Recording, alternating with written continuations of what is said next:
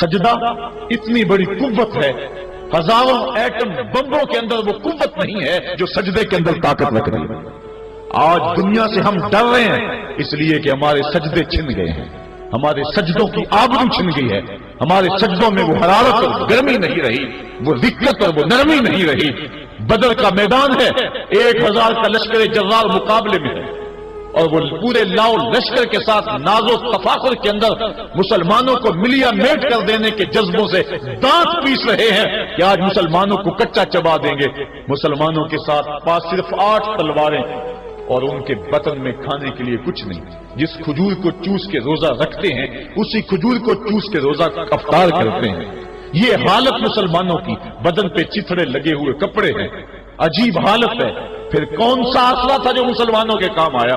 مصطفیٰ کریم نے مسجد عریش میں سجدے میں پیشانی جھکا دی۔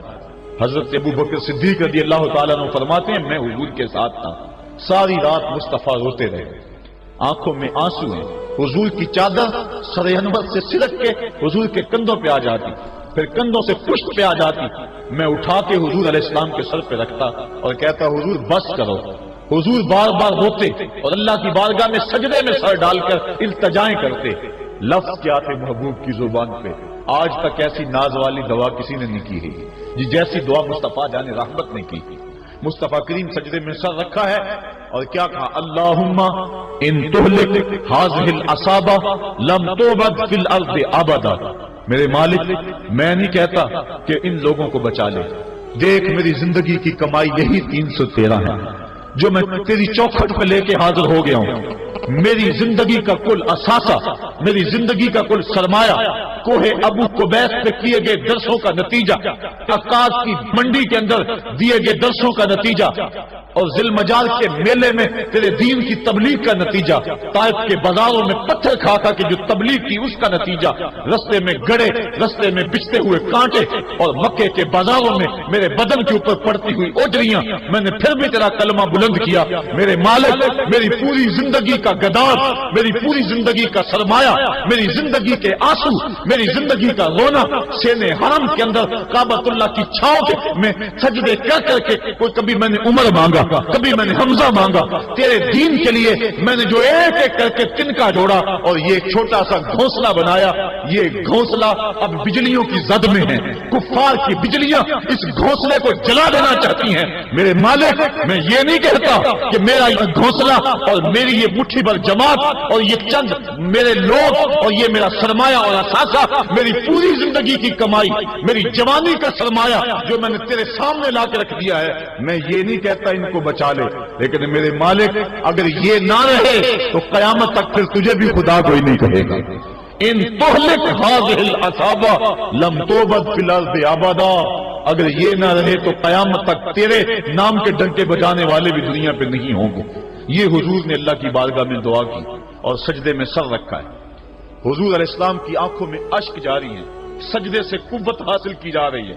دشمن کے مقابلے میں مصطفیٰ کریم سجدے میں سر رکھ کے اللہ سے آرزو کر رہے ہیں۔ حضرت سیدنا صدیق اکبر فرماتے ہیں اچانک حضور نے سر اٹھایا، میں خوش ہو گیا کہ حضور کے چہرے پہ مسکراہٹ تھی۔ حضور مسکراتے ہوئے فرمایا ابشر یا ابا بکر ھذا جبریل آخذ بعنان فرسہ، ابو بکر بشارت ہو، وہ جبریل اللہ کی مدد لے کر آ گئے۔ تو یہ سجدے تھے جن سجدوں نے ظالم اور جابر قوتوں کا منہ توڑ کے رکھ دیا۔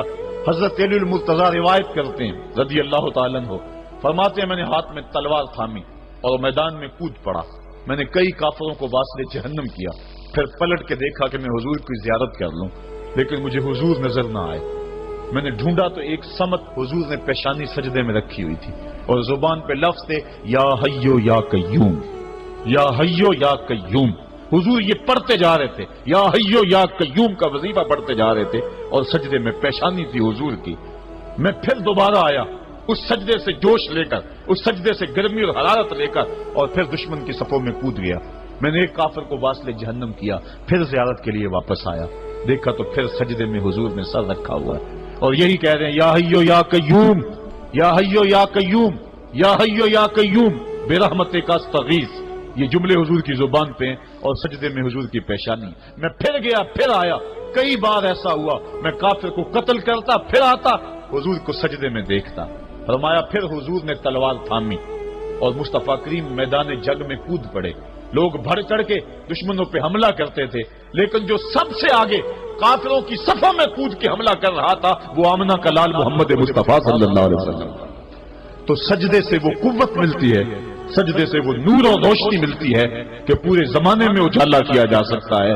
आज 56-57 इस्लामी मुल्क दुनिया के सामने रुसवा हो रहे हैं और दुनिया के सामने सजदा रेज हैं, इसलिए कि वो एक खुदा के सामने सजदा करना भूल गए। एक सजदा जिसे तू गरां समझता है 1000 सजदे से आदमी को देता है नजात। आओ उसके हुजूर झुको, उसके हुजूर झुकने वाला किसी के आगे नहीं झुकता। सजदा उसको कुव्वत देता है। तू राज़े कुन फका है, अपनी आंखों पर आया हो जा, खुदी का राज ना हो जा, खुदा का तर्जुमा हो जा।